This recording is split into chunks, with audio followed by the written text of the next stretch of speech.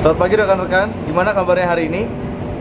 Gimana kabarnya dalam seminggu ini? Baik-baik saja kah? Atau di dalam kehidupan teman-teman mengalami berbagai permasalahan yang membuat teman-teman jadi galau, terus bingung, tegang. Nah, ada pepatah kuno yang mengatakan bahwa tak kenal maka tak sayang.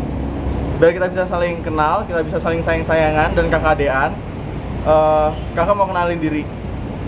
Nama kakak Christian Febrianto Putro. Kakak semester 5 di Sekolah Tinggi Teologi Jakarta. Kakak anak tunggal, jadi kakak masih membuka peluang buat adik-adik yang mau jadi adik kakak. Berbicara mengenai berbagai masalah dan pergumulan, maka sepertinya nggak ada habisnya ya teman-teman. Seringkali masalah yang datang juga tidak bisa mengantri kayak orang budaya yang ngantri gitu. Dan masalah yang datang itu justru kayak jelangkung. Datang tak dijemput, pulang pun nggak diantar. Permasalahan yang datang juga biasanya mendatangkan kesadaran bahwa Tuhan adalah sumber dari ketidakadilan itu. Dengan kesadaran itu kita seenaknya menjudgment atau kita menghakimi Tuhan kalau Tuhan adalah sumber dari ketidakadilan.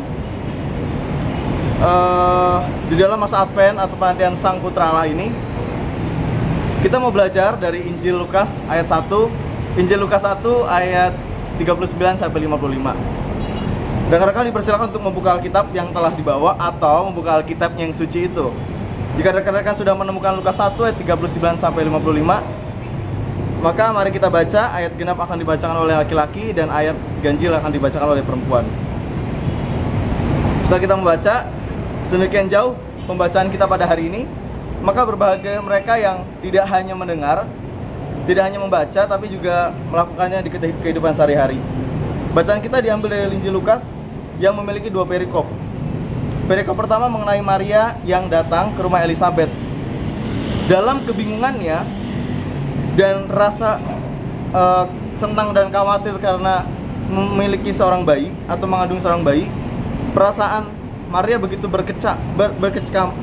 berkecamuk dalam dirinya. Di tengah pergumulan tersebut, dia mendatangi Elizabeth, seorang istri dari Zakaria. Elizabeth di tengah kehamilannya menyambut kandungan dari Maria, dan teman-teman sadari bahwa di dalam ayat itu tertulis kandungan di dalam bayi, kandungan di dalam Elizabeth bergejolak.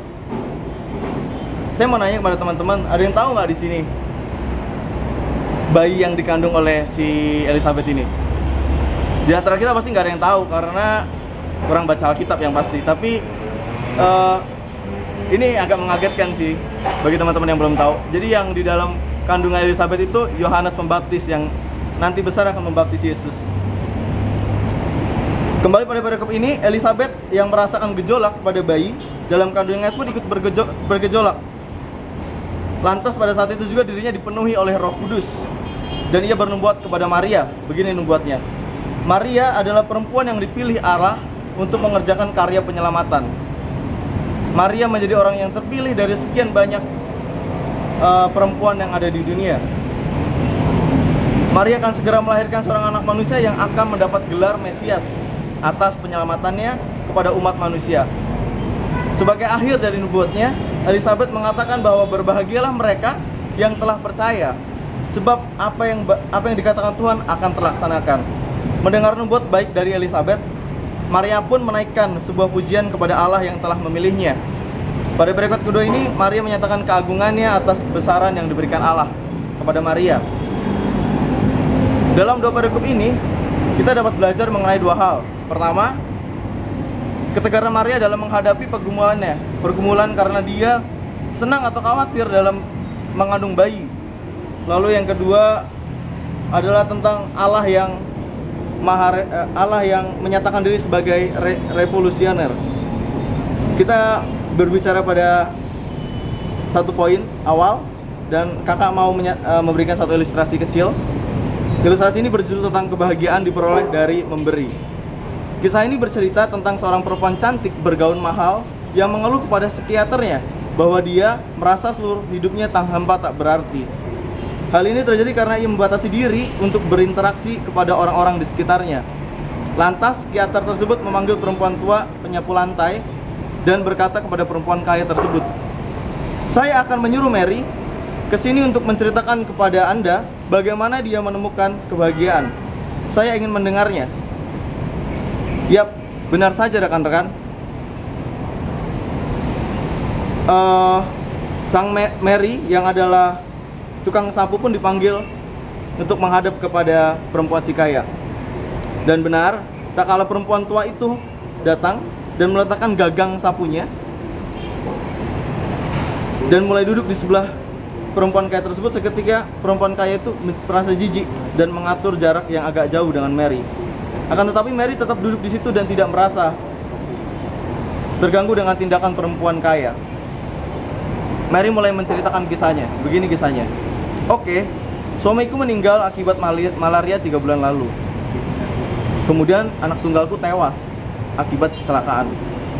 Aku tidak punya siapa-siapa. Aku kehilangan segalanya. Aku tidak bisa tidur, tidak bisa makan, dan aku tidak pernah tersenyum kepada siapapun. Bahkan aku berpikir untuk menghabisi nyawaku sendiri." Perempuan kaya tadi yang merasa terharu mulai sedikit demi sedikit mendekati pada Mary. Perempuan tua tetap melanjutkan ceritanya. "Semuanya berubah sampai suatu sore seekor anak kecil, seorang anak kucing mengikutiku pulang. Sejenak aku merasa kasihan melihatnya.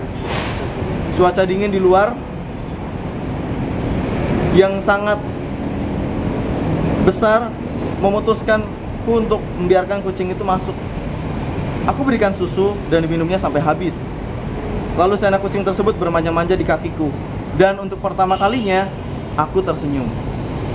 Sesaat kemudian aku berpikir, jikalau membantu anak kucing saja aku bisa tersenyum, mana mungkin melakukan sesuatu bagi orang lain membuatku tersenyum.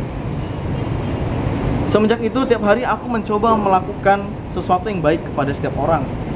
Hal itu membuatku bahagia, tak kalah melihat orang lain bahagia. Hari ini aku tak tahu apa ada orang yang bisa tidur dan makan seenak yang aku rasakan.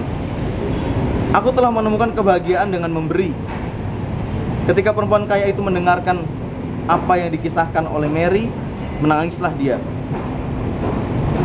Dia yang memiliki segala sesuatu yang dapat dibeli dengan uang, namun dia kehilangan sesuatu yang tidak bisa dibeli dengan uang. Ilustrasi tersebut menghantarkan kita pada sebuah kenyataan bahwa di tengah kehidupan kita yang terus menghadapi pergumulan, gejolak, permasalahan, kita tidak bisa menganggap diri kita sendiri. Ada orang-orang yang mampu bernubuat. Dalam hal ini adalah nasihat baik seperti Elizabeth yang mendorong kita untuk terus menghadapi permasalahan dan menciptakan sesuatu yang baik. Nilai kedua yang patut kita ambil adalah tindakan revolusioner Allah. Allah memakai siapa saja untuk melakukan karya penyelamatannya. Allah tidak melihat latar belakang dari orang yang dipilih dan ditunjuknya. Allah mau memakai siapa saja, miskin, kaya, terkenal, tidak, terpuruk. Allah mau memakainya untuk dalam karya penyelamatannya.